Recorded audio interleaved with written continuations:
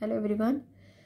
Today we are going to start our next source of borrowed fund, that is debenture. हमने इससे पहले दो sources पढ़े थे borrowed fund के, that is trade credit and public deposits. Now the next source is debentures. Debentures क्या होते हैं, आप पहले थोड़ा सा हम समझेंगे इसको. डिबेंचर्स का मतलब होता है, जैसे फॉर एग्जांपल हम बैंक से लोन लेते हैं, तो बैंक से हम लोन लेते हैं, then we have to pay the interest on that loan, right. बिल्कुल लोन की तरह ही हमारे डिबेंचर्स होते हैं, लेकिन ये डिबेंचर्स जो होते हैं they are issued by the company. जब कंपनी को पैसों की ज़रूरत होती है तो कंपनी डिबेंचर्स को इशू करती है और पब्लिक से पैसा लेती है, या फिर एक कंपनी दूसरी कंपनी को भी डिबेंचर इशू कर सकती है. तो हम कह सकते हैं it is an acknowledgement of that issued by a company. ये कंपनी इशू करती है और ये उसके बदले में हमसे पैसा, पब्लिक से पैसा लेती है, राइट. अब डिबेंचर्स के फीचर्स क्या होते हैं. First is borrowed fund. जो डिबेंचर्स होते हैं ये बोरोड फंड होते हैं, क्योंकि हम these funds are taken from outside और these funds are taken from the public, that's why we can say that it is a borrowed fund. Second is fix rate of interest. अभी जैसे मैंने आप लोगों को बताया कि just like they are just like the loan from financial institution. जैसे हम फाइनेंशियल इंस्टीट्यूशन से लोन लेते हैं, वैसे ही जो डिबेंचर्स होते हैं वही भी एक तरीके का लोन होता है, एक डेट होता है जिस पर हमें फिक्स रेट ऑफ इंटरेस्ट को पे करना पड़ता है. Next is compulsory payment of interest. आपको यहाँ पर इंटरेस्ट कंपल्सरी पे करना ही होगा.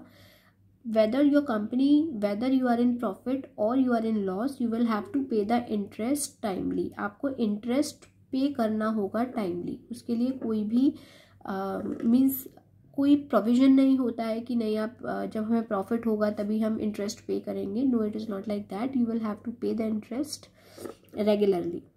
Next is security.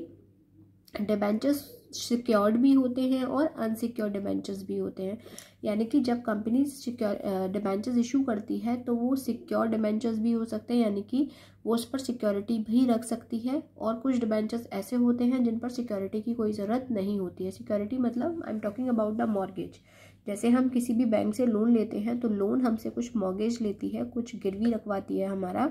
ऐसे ही जो डिबेंचर्स होते हैं, डिबेंचर्स के लिए भी वो सिक्योरिटी रखवा भी सकते हैं और नहीं भी रखवा सकते हैं, ठीक है. Depends on the type of debentures, आप किस टाइप के डिबेंचर्स इशू कर रहे हैं.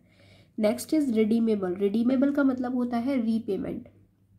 जो आपके डिबेंचर्स होते हैं they are redeemable after a certain period of time. जैसे हम बैंक से लोन लेते हैं for 5 years, for 2 years, for 1 year, just like that debentures are also have certain maturity period. ऐसे ही जो आपके डिबेंचर्स होते हैं उनका भी एक मेच्योरिटी पीरियड होता है और उस मेच्योरिटी पीरियड पर आपको डिबेंचर होल्डर्स का पेमेंट करना होता है, राइट. आपको उनका पेमेंट करना होगा. लाइक आपने किसी से 10 लाख रुपीज़ लिए हैं तो आप इंटरेस्ट तो पे करेंगे ही, साथ साथ उसकी जो प्रिंसिपल अमाउंट है you will have to pay that principal amount on the maturity period. Next is no voting right. Debentures are not shares. Debentures share नहीं होते हैं. जैसे share holders, equity share holders के पास तो वोटिंग राइट होता है, they can participate in the day-to-day activities of the business, but debentures cannot. debentures कभी भी ऑर्गेनाइजेशन के day-to-day activities में participate नहीं करते हैं. फॉर एग्जाम्पल, जैसे मान लीजिए आपने बैंक से लोन लिया, होम लोन लिया, तो बैंक वाले कभी आपके पास नहीं आएंगे. आपका घर कि आप अपने घर को हमारे अकॉर्डिंग बनवाइए, आपके यहाँ जो डिसीजंस होंगे वो हम लेंगे, ऐसा कुछ नहीं होता है. The decisions are all yours. आपके डिसीजंस होते हैं सारे. उनका वोटिंग राइट यहाँ पर नहीं होता है. वो कंपनी की किसी भी एक्टिविटी में कोई पार्टिसिपेशन नहीं करते हैं. उनको सिर्फ अपने जो उनका इंटरेस्ट पेमेंट होता है, उनका जो प्रिंसिपल अमाउंट होता है, सिर्फ उससे मतलब होता है. बाकी उनको किसी चीज़ से कोई मतलब नहीं होता है. तो ये होते हैं हमारे debentures. Again I am telling you that debentures are the acknowledgement of that.